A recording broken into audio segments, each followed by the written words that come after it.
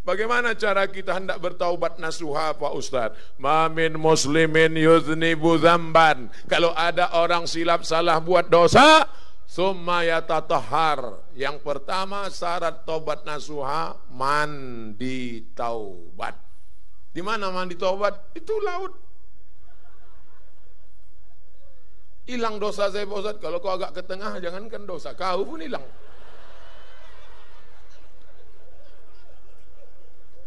Mana yang dulu basah Pak Ustaz? Tergantung. Kalau kau masuknya pelan-pelan, kaki duluan. Kalau kau salto, kepala duluan. Tak penting mana basah duluan. Ini orang ini banyak nanya yang tidak-tidak. Ustaz, saya mau mandi taubat, saya pergi ke tepi sungai. Kira-kira saya mau menghadap ke kiblat atau membelakang kiblat? Kau hadap aja kain kau, jangan dilarikan orang, udahlah. Tanya yang tidak-tidak. Habis mandi taubat, sholat sunat taubat. Usolli sunnat taubat. Tak perlu disebutkan dosanya. Yang bilang usolli sunnat taubat karena sudah mengganggu bini tetangga kemarin. Nanti didengar kawan sebelah, bini siapa? Mandi taubat, sholat sunat taubat, habis itu istighfar. Assalamualaikum warahmatullahi wabarakatuh. Assalamualaikum warahmatullahi astaghfirullah Rabbal baraya astaghfirullah minal khataya. Menangis meneteskan air mata lebih bagus. Tapi yang sudah nikah jangan kalian nangis kuat-kuat. Nanti bini kalian bangun. Abang nangis kenapa bang? Nangis kenapa? Dosa, Adinda. Mana ada dosa? Kita dulu kan nggak ada pacaran. Bukan sama kau, sama mantan. Hancur dunia persilatan. Jangan. Pokoknya kalian nangis, diam aja, nangis aja.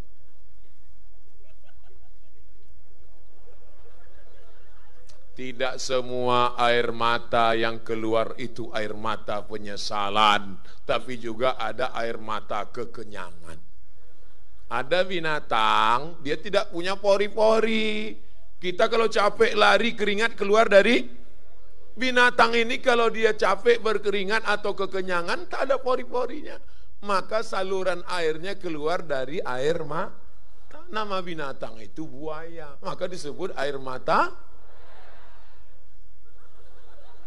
Kalau buaya menangis, jangan percaya bahwa itu penyesalan, tapi itu adalah kekenyangan. Kira-kira yang di rumah itu jenis itu tidak? Tapi jangan silap, binatang yang paling setia adalah buaya. Makanya orang Betawi kalau nikah itu pakai roti buaya. Buaya kalau sudah itu pasangannya tak bisa berpindah ke lain hati selama dia di air. Kalau dia naik ke darat, itu namanya. Kenapa ke situ pula cerita kita? Inilah. Bagaimana hukum laki-laki memegang tangan perempuan? Normal. Yang bahaya tuh laki-laki memegang tangan. Pas kita sedang duduk ceramah, tiba-tiba dipegangnya. Saya kalau ada gitu ngelompat, saya, kok gawat kawan nih. Kamu ya. Na'udzubillah. Maksud pertanyaan ini bersalaman dengan perempuan yang tak mahram. Ustaz Somad. Jangan pegang tangan perempuan yang tak mahram. Malah Ustaz Somad panding ngomong aja. Tadi kami tengok itu di Benar Meriah, Ustaz pegang tangan nenek-nenek tak apa-apa. Sembahyang mak kita, datanglah Ustaz Somad, kau udah macam mana aku nak? Sehat mak, tak apa-apa. Tapi kalau anak gadis jangan.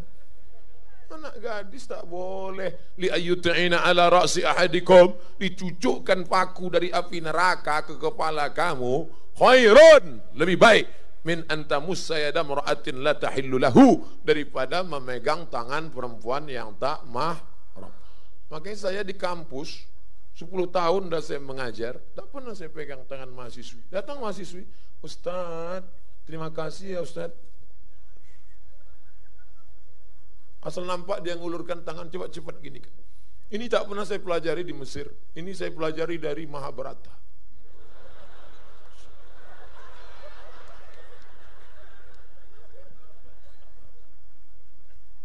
Yang udah terpegang sempat, astaghfirullah rabbal baraya, astaghfirullah minal khataya. Bagaimana hukumnya pakai kawat gigi? Orang zaman sekarang ini tidak. Setahu saya dulu kawat jemuran, kawat pagar rumah. Sekarang gigi pun berkawat. Merubah yang tak layak jadi layak, boleh. Merubah yang tak normal jadi normal, boleh.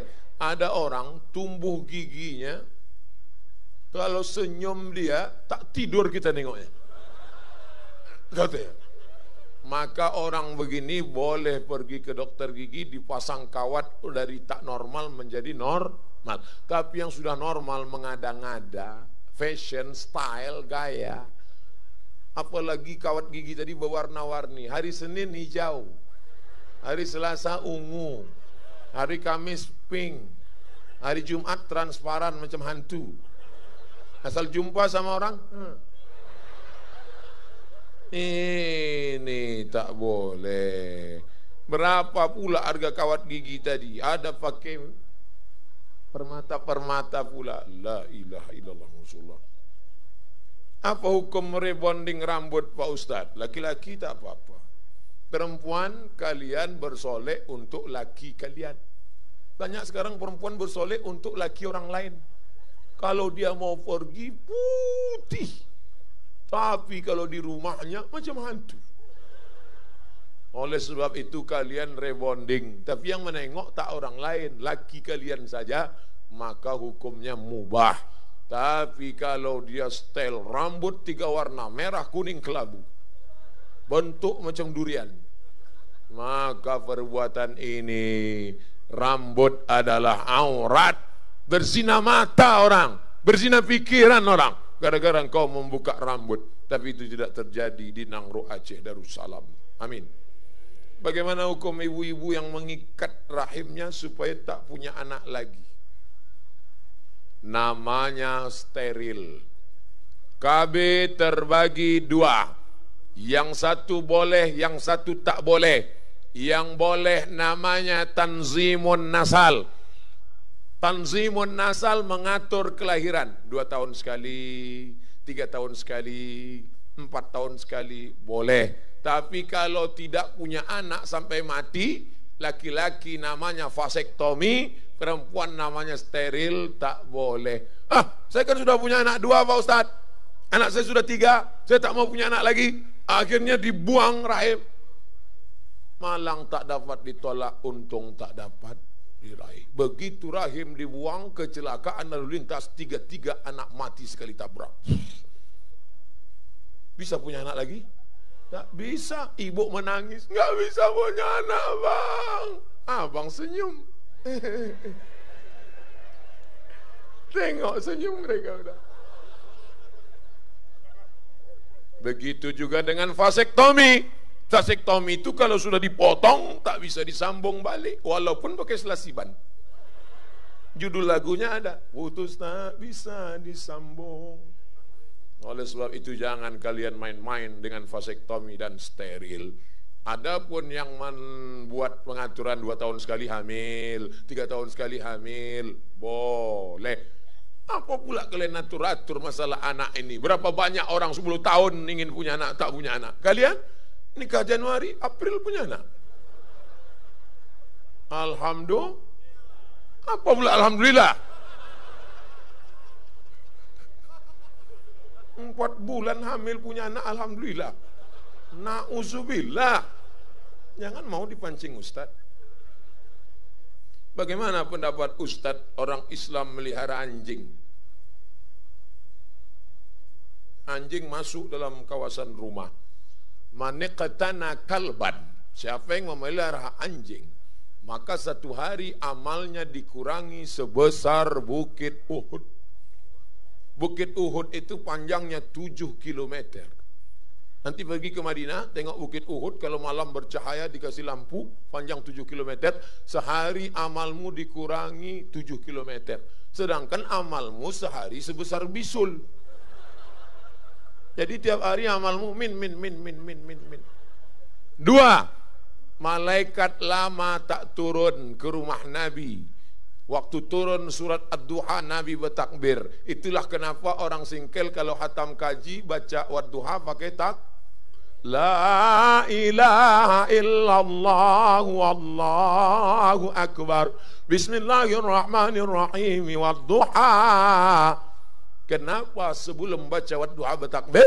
Karena Nabi bertakbir senang hati turun surat Ad-Duha. Lama surat Ad-Duha tak turun. Kenapa? Karena ada bangkai anak anjing di bawah tempat tidur. Datang Khawlah mengulurkan batang sapu. Jibril, kenapa lama tak datang bawa wahyu?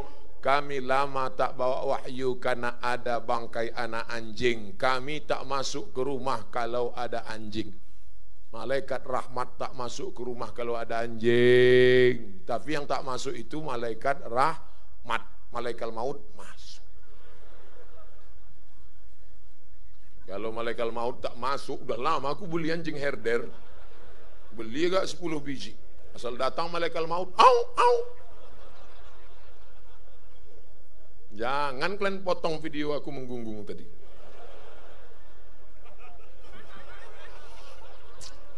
Bagaimana tanggapan kami kalau ada yang bertanya, jika senyum adalah ibadah, kenapa pakai cadar?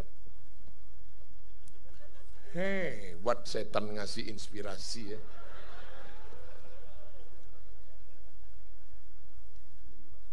Nanti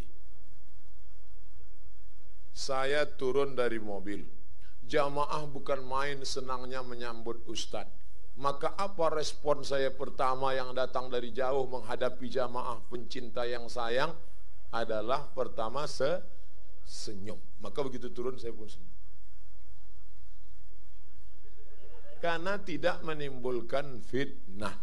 Bolehkah anak gadis senyum kepada laki yang tak mahram? Kalian sedangkan rambut aja bisa menimbulkan fitnah, apalagi senyum. Jangan kalian semua yang senyum. Mungkin kalian tak apa-apa, mereka panas dingin. Oleh sebab itu makna senyum di sini adalah laki-laki sama-sama laki-laki. Perempuan dengan perempuan melihat wajahnya boleh apa tak boleh? Boleh. Tapi perempuan senyum kepada laki-laki menimbulkan fitnah, waspada. Jadi maknanya, kenapa perempuan bercadar? Cadar ajaran Islam. Yang tak bercadar berjilbab pun ajaran Islam. Dua-duanya ajaran Islam. Jangan ejek perempuan bercadar. Perempuan bercadar kau ejek, tapi perempuan pakai rok pendek kau diam. Perempuan bercadar kau ejek, perempuan tak pakai baju kau diam. Otakmu sungsang. Cadar ajaran Islam. Nanti kalau ada perempuan bercadar diejek, kenapa kau bercadar? Jawab, hai perempuan bercadar, dengan lembut, jangan marah. Kami bercadar bukan menjaga hidung kami. Kami bercadar bukan jaga pipi kami. Kami cadar bukan jaga bibir kami. Kami bercadar menjaga mata lakimu yang gatal. Oleh sebab itu bukan halangan perempuan bercadar untuk senyum ke wajah saudaranya, untuk bermusafahah sesama mahramnya.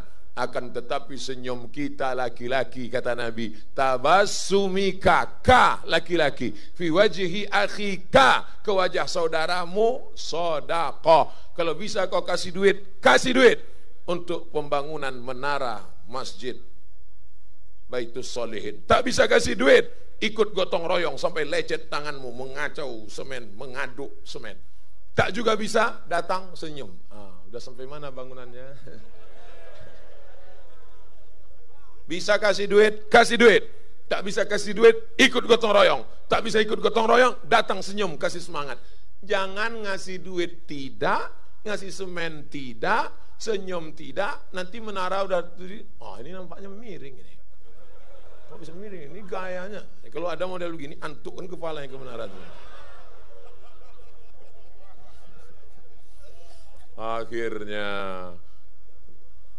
Akhirnya saya ceramah 2 jam kurang 15 menit.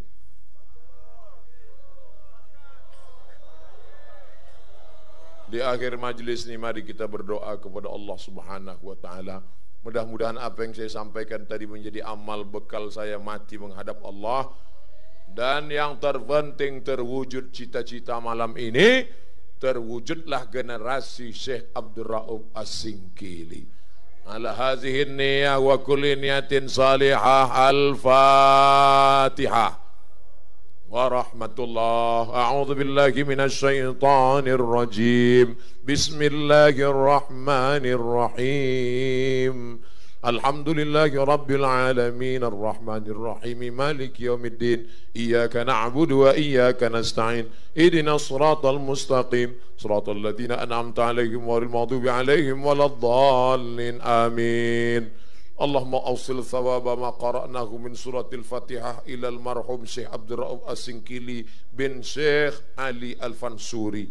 Sampaikanlah pahala bacaan Fatihah kami kepada ulama besar kecintaan kami Syekh Abdul Rauf As-Singkili bin Syekh Ali.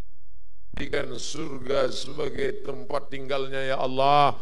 Allahumma ja'al qabrahu radatan min riyadil jinan. Jadikan kuburnya salah satu dari taman surgamu.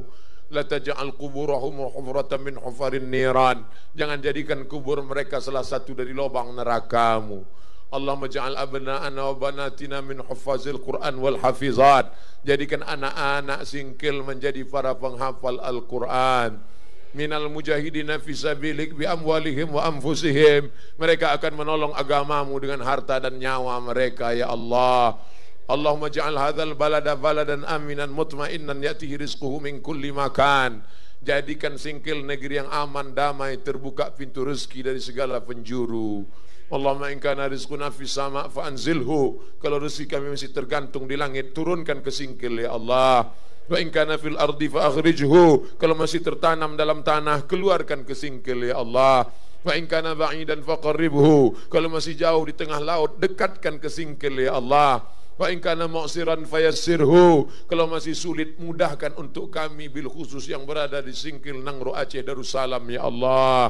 Allahumma anzilir rahmata wassalamata wal barakata ala hadhil jamaah. Turunkan keselamatan, kerahmatan, keberkahan kepada seluruh jamaah yang hadir maupun yang mendengarkan melalui streaming malam ini ya Allah. Allah mawaffiq ulata umurina, Bapak Bupati, Wakil Bupati, Bapak Sekda, Forum Komunikasi Pimpinan Daerah, Bapak Anggota Dewan, condongkan hati mereka untuk menolong agamamu dengan kekuasaan yang kau titipkan di tangan mereka ya Allah. Allahumma rzuqna imaman adila. Berikan Republik Indonesia wakil-wakil rakyat, pemimpin yang adil dan amanah. La tusallit alaina bidhunubina man la yakhafuka wa la yarhamuna. Jangan kau hukum kami karena kesilapan kami, karena dosa kami. Kau hukum kami dengan pemimpin pengkhianat dan tak sayang pada kami serta tak takut padamu ya Allah. La tada' lana dzamban illa ghafarta. Bubar kami dari majlis ini dalam keadaan bersih dari dosa-dosa. Wala dainan illa qadaita. Lepaskan kami dari hutang piutang riba. Wala maridon illa syafaita. Ada di antara kami yang sakit, angkat penyakitnya, sehatkan ya Allah. Wala mayitan illa rahimta. Yang sudah meninggal dunia, curahkan rahmatmu untuk mereka. Wala aziban illa zawajta. Yang lajang, yang gadis ingin menikah, jumpakan dengan jodoh yang baik-baik ya Allah. Wala raghiban illa anjabta. Yang sudah menikah belum punya anak, segera berikan, kirimkan anak yang baik-baik, soleh dan solehah. Wala hajatan min hawaijid dunya wal akhirati laka ridha wala nafiha salah. Segala hajat dunia, hajat akhirat baik bagi kami dan engkau ridha, maka tunaikan, tolong mudahkan hajat kami itu ya Allah. Allahumma khtim lana bi husnil khatimah wa la takhtim alaina bi su'il khatimah. Allahumma ja'al akhir kalamina inda intihai ajalina. Ketika ajal kami sampai, malaikat maut mencabut nyawa kami, yang terakhir keluar dari mulut kami kalimah la ilaha illallah Muhammadur Rasulullah sallallahu alaihi wasallam. Rabbana atina fid dunya hasanah wa fil akhirati hasanah wa qina adzabannar. Wa sallallahu ala sayyidina wa maulana wa syafi'ina Muhammad wa ala alihi wa sahbihi wa sallam. Walhamdulillahi rabbil alamin. Taqabbalallahu minkum minna wa minkum taqabbalallahu ya karim. Pulang dengan tenang, jangan tinggalkan sampah-sampah. Tunjukkan generasi Syekh Abdurraub As-Singkili yang jaga kebersihan. Terima kasih segala perhatian. Mohon maaf segala kesilapan dan kekhilafan. Wallahul muwaffiq ila aqwamit thoriq. Wassalamualaikum warahmatullahi wabarakatuh.